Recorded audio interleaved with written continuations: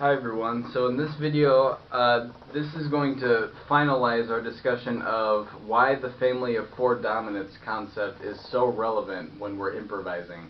In previous videos I talked about, or in the last video I talked about why tritones work. In other words, if you've got B flat 7 or B flat minor 7 going to E flat 7, why you can play E flat 7 into A7, the tritone.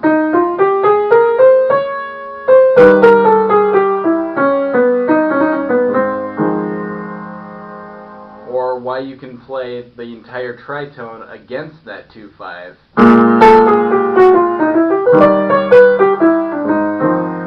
Something like that. And also, in one of the older videos, I talked about why, when you're playing over a minor 2-5, how it's really one dominant into another. So that G minor 7 flat 5 into C7 is really just E flat 7 into C7.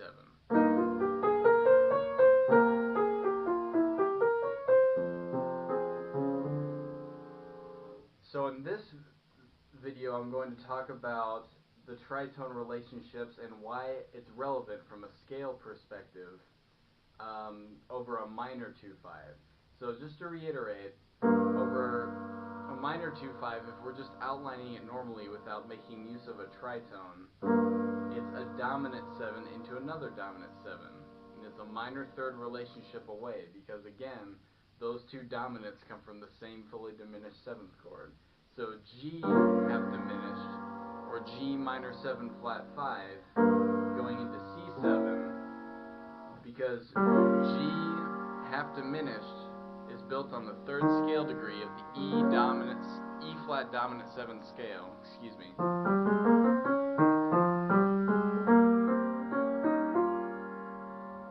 A minor 2-5 in this particular key would be E flat dominant 7 into C dominant 7.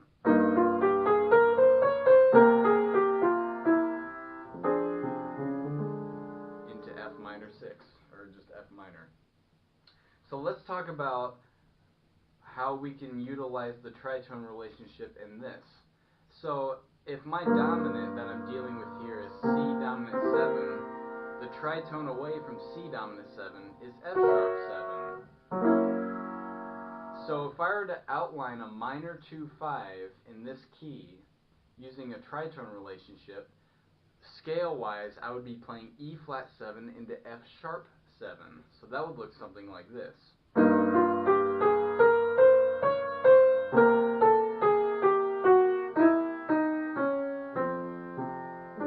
Or something like this.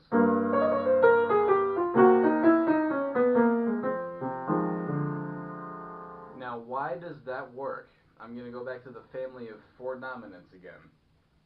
E flat 7 comes from this fully diminished 7th chord, right? E dominant 7, if I lower one note, I get E flat 7. Well, look here, if I lower that G a half step, I get F sharp 7. So that means E flat 7 and F sharp 7 are brother and sister. They're related. And that's an example of why you need to be able to run one scale into another, is because if you're trying to play over a minor 2-5 and you want to use a tritone, that's where that relationship appears.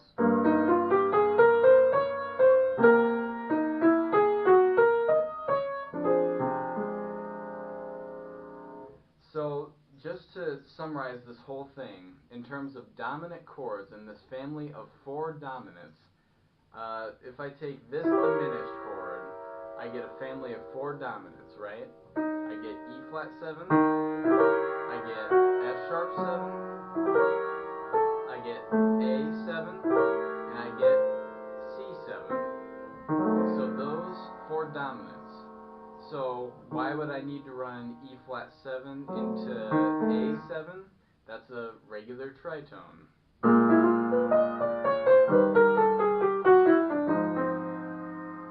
Okay, why would I need to run E flat 7 into C7? That's just a minor 2-5.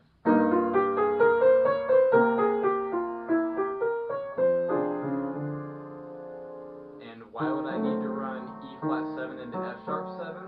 That's a minor 2-5, but we're doing the tritone.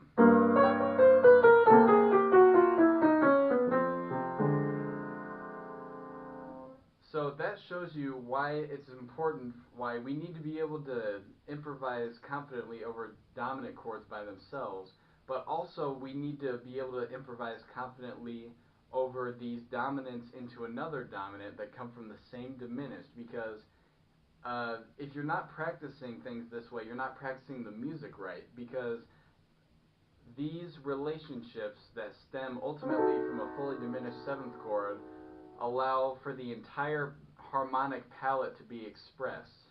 In other words, you're able to play using tritone sounds and also sounds within the key because these relationships exist. It's kind of a tricky thing to explain and wrap your mind around, but once you get a hang for it, you'll understand why, oh, I need to practice more than just E flat 7. I need to practice it into the tritone. I need to practice it into the tritone of the minor and all these things. So it really broadens your scope of improvising in this way. So I hope that this video helps and broadens your palette as far as improvisation goes, and I'll see you in the next video. Thanks.